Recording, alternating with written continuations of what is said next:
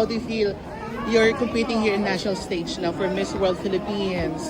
I feel very great and so much gratitude is flowing inside me because to think that I am representing the province of Sultan Kudarat, which has supported me financially overall, and it is such a gratitude. So thankful to the province of Sultan Kudarat, to our local government, especially to our Governor Dato Pax Ali Santi Magunda Dato. Thank you so much, Gov. How old are you? 18 years old. Oh my God, wow. So I just young. turned 18 last October. A funny story is that I turned 18 on October 22 and October 23 was the screening.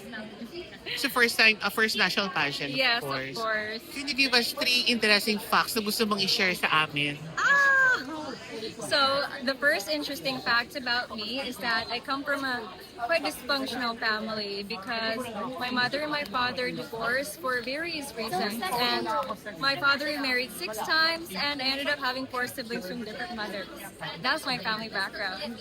Second interesting fact about me is that I first started pageantry a few months ago during May. That was my first pageant.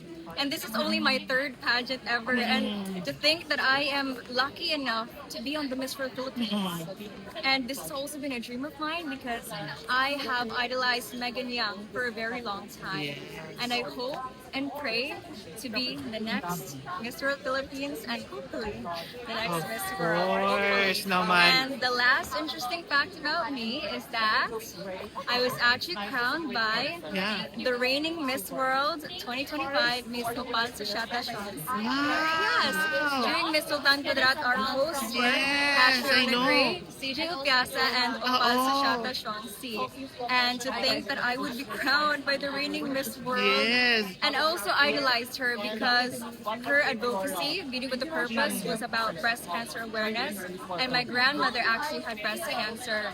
And she was able to survive because of chemotherapy, and her advocacy and her story has a very special place in my heart. So that is why I'm so grateful to have been crowned by her.